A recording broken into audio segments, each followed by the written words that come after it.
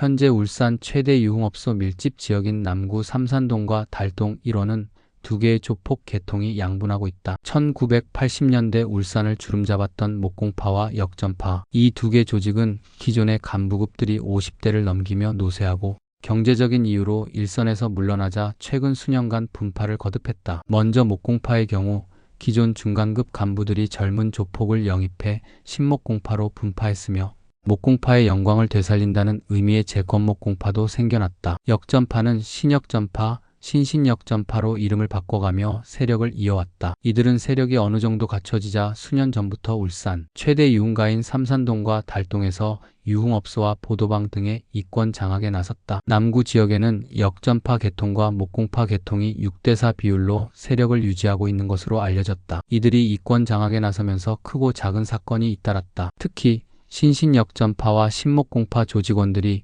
도심에서 집단 난투극을 벌이면서 시민들의 불안이 커졌다. 경찰은 이 사건을 계기로 조폭에 대한 대대적인 단속에 나섰고 최근 중추 세력을 잇따라 검거하고 있다. 울산 남부경찰서는 삼산동 일대 유흥주점에서 보호비 명목으로 금품을 빼앗거나 돈을 내지 않고 술을 마신 목공파 계통의 신흥조직 행동대장 김모 씨 등 6명을 구속했다고 밝혔다. 신목공파 행동대장 출신의 두목 최모 씨를 비롯해 조직원 36명은 불구속 입건됐다. 이들은 삼산동 일원의 원룸을 합숙소로 삼은 뒤 유흥업소 종업원을 폭행하거나 위협해 금품을 갈취하는 한편 각종 흉기와 둔기를 갖춰놓고 역전파 계통 조직과의 전쟁을 준비한 것으로 드러났다. 울산지방경찰청 광역수사대는 불법 게임장 이권에 개입한 신신역전파 행동대장 김모 씨 등 조폭 4명을 검거하기도 했다. 이처럼 남부경찰서가 목공파 계통을, 울산지방경찰청이 역전파 계통의 조폭을 집중 수사하면서 이들 조직의 기반이 흔들리고 있다. 폭력 조직들이 단속의 압박을 느끼면서 삼산동 일대에서 무리지어 다니던 조폭들의 모습도 크게 줄었다는 것이 경찰의 설명이다. 울산지방경찰청 관계자는 수사가 진행되자 조폭들의 활동이 크게 위축된 모습이다며 세대 교체를 마친 울산 지역 조폭들이 거대 조직화되기 전 경찰의 집중 수사를 받게 되면서 활동을 크게 자제하고 있는 것으로 보고 있다고 말했다. 울산 남부경찰서 관계자는 이번에 적발된 목공파 계통 신흥 조직의 경우 간부급인 행동대장 6명이 구속됐기 때문에 와해될 수밖에 없다며 조폭들을 수사하는 경찰관들은 최근 이들의 활동이 위축됐다는 것을 피부로 느끼고 있다고 말했다. 울산의 한 시민이 최근 개업한 통닭집을 방문했다가 이 업소의 주인이 자신을 모욕하는 발언을 한 것에 항의하면서 시비가 돼 난투극을 벌이다가 전 목공파 두목이 말리는 과정에서 가세한 폭력으로 인해 뇌사 상태에 빠진 사건이 발생해 지역사회에 파문이 일고 있다. 피해자의 가족과 지인에 따르면 피해자 황모 씨는 지난 2월 초 개업한 울산 남구의 한 통닭집을 방문했다가 이 업소의 사장인 김모 씨가 개업한 지가 언젠데 이제까지 오지도 않았냐?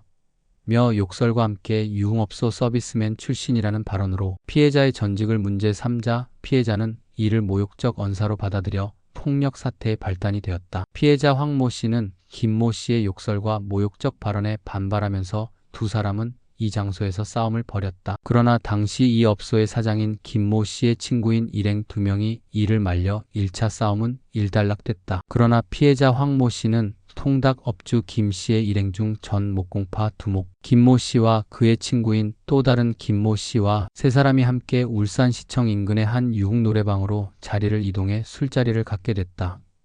그런데 다음날 오전으로 이어진 시간 술자리를 갖고 있는 세 사람의 자리로 또다시 화를 이기지 못한 통닭 업소 주인 김모 씨가 갑자기 찾아오면서 두 사람 간 난투극이 재차 벌어졌다. 이 과정에서 말리던 목공파 전 두목 김모 씨는 싸우지 말라며 말리는 것을 넘어 함께 가세해 지나친 폭력을 가했고 피해자는 현재 뇌사 상태로 깨어나지 못하고 있는 상태다. 이들의 관계를 잘 안다는 피해자 측 지인에 따르면 목공파 전 두목 김 씨는 말리는 과정에서 오해할 수 있을 만큼 폭력을 행사했다. 그러나 통닭업소 주인은 친구 관계이고 중태에 빠진 황 씨는 후배로 일전에 나이트클럽을 운영할 때 본인이 실제 주인이었고 황 씨는 그 밑에서 관리사장을 한 적이 있어서 상하 관계로 볼 수가 있다며 이를 연관해 추측하면 황 씨에게 싸움을 하지 말라는 취지로 폭행한 것인데 이를 듣지 않고 황 씨가 친구와 싸움을 계속하자 화가 나 다소 심하게 폭행한 것으로 보인다고 말했다. 피해자 가족은 이른 아침에 초인종이 울리고 사람이 들어오지 않아 나갔더니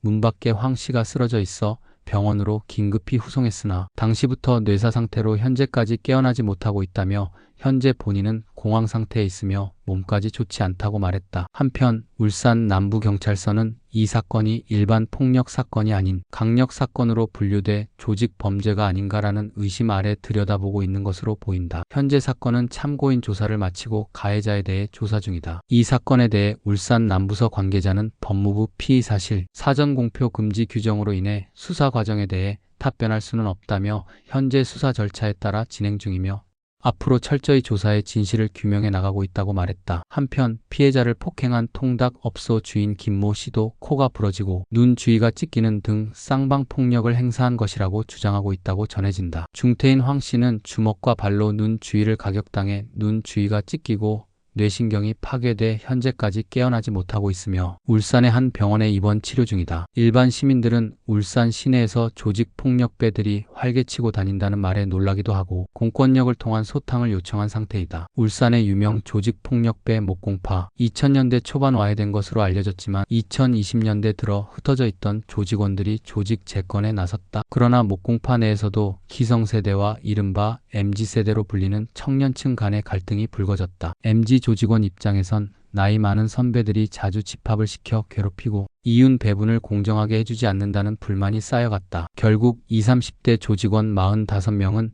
2021년 3월 반기를 들고 독립했다. 우리가 목공파 재건의 주역이 되자면서다. 이들은 30대 조직원 A씨를 두목으로 추대하고 미성년자 조직원까지 새로 끌어들였다. 수익은 불법 도박장 운영을 통해 거뒀다. 오프라인에선 울산에 홀덤펍을 열어 몰래 불법 도박장으로 악용했고 온라인에선 해외에 서버를 두고 불법 도박 사이트를 운영했다. 도박 사이트의 경우 전국의 다른 조폭 27개 파의 MZ 조직원 등 36명과 공동으로 관리했다. 울산경찰청 강력범죄수사대는 지난달 신흥목공파의 두목 A씨 등 45명을 검찰에 송치했다. 경찰청 국가수사본부가 조직폭력 범죄 집중 단속을 벌인 결과 1183명을 검거하고 이 중 189명을 구속했다고 밝혔다. 경찰은 또 해당 범죄와 관련한 54억 6천만 원을 기소 전 몰수 추징 보전했다. 수사 결과 붙잡힌 조폭 가운데 30대 이하인 경우가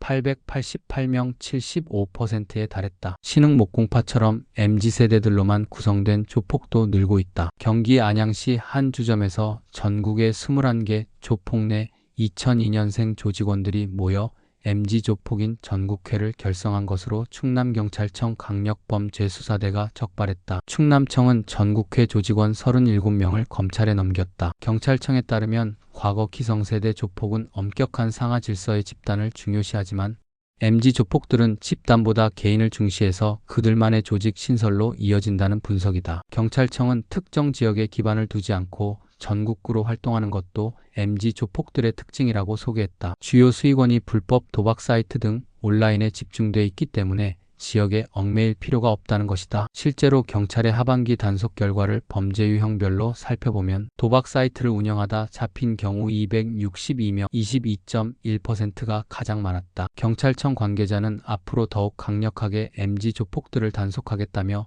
범죄 피해자나 신고자의 신원을 철저히 보장하고 있으므로 적극적인 신고를 당부한다고 말했다.